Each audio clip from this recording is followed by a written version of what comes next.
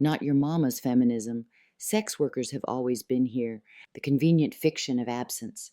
There is a persistent fiction at the heart of modern feminist policy debates, the idea that sex workers are a new complication, an inconvenient edge case, or a group that can be spoken about rather than listened to.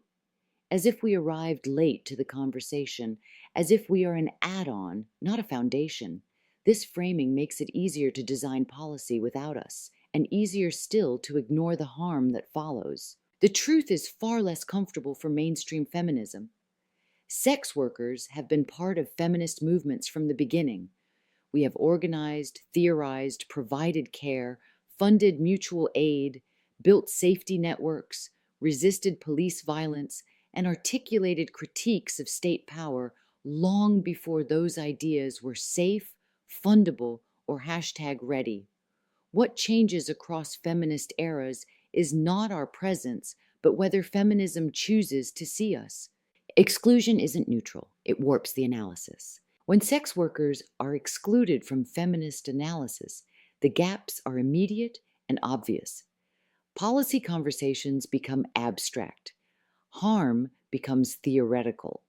Safety is framed as something administered to people rather than built with them.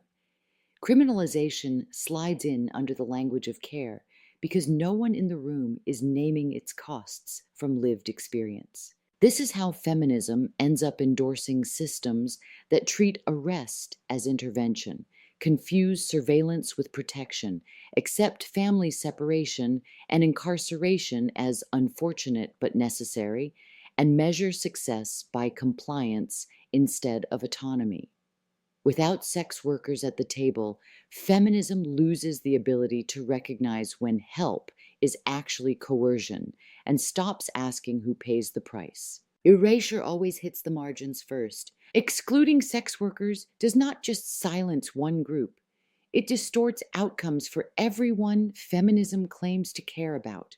Policies built without us land hardest on Black and Indigenous women, migrants, trans people, disabled people, poor and working class women, and survivors navigating complex survival strategies. In our absence, feminist policy defaults to police-led solutions, court-mandated services, and nonprofit intermediaries tasked with translating lived experience into fundable sound bites.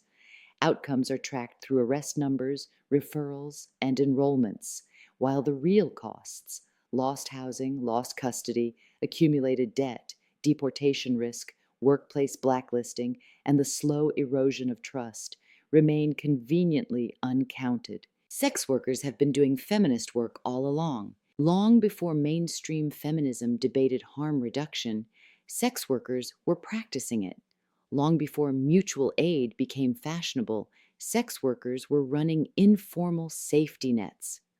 Long before academia caught up to critiques of carceral feminism, sex workers were naming policing as gendered violence. We have built peer-led safety strategies, shared information to prevent harm, supported one another through incarceration and reentry, fought for bodily autonomy in its most literal sense, and challenged moral hierarchies about whose labor deserves protection.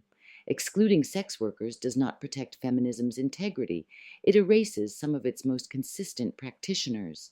The paternalism disguised as protection. One of the most common justifications for exclusion is the claim that sex workers are too compromised, too coerced, or too harmed to speak for ourselves. This argument wears the language of compassion while exercising control. Feminism would never accept the idea that survivors of domestic violence, incarcerated women, or undocumented workers should be spoken for instead of listened to. Yet when the subject is sex work, that standard quietly disappears. Speaking about sex workers without including us is not protection. It is power without accountability. Why feminism gets it wrong without us. A feminism that excludes sex workers will always misread reality. It will overestimate the benefits of criminalization, underestimate the harm of state intervention, misidentify exploitation, miss opportunities for real accountability, and reproduce the very hierarchies it claims to oppose. This is not a failure of intention, It is a failure of listening. What real inclusion demands, including sex workers, is not symbolic. It is structural. It requires treating lived experience as expertise, not anecdote. It means allowing sex workers to lead policy conversations about our own lives, rejecting models that require arrest as proof of care, and funding peer-led non-carceral solutions. It also requires accepting a hard truth. Autonomy and safety are not opposites, and some feminist wins have come at our expense. The reckoning feminism keeps postponing. Sex workers are not a footnote, a moral dilemma, or a problem to be managed. We are organizers, caregivers, workers, survivors, thinkers, and leaders. We have always been here. A feminism that excludes sex workers is not protecting women. It is narrowing the definition of who counts. And a feminism that narrows its vision will always mistake punishment for progress. This series exists because feminism can do better, but only if it stops pretending we arrived late and starts acknowledging who has been holding the line all along.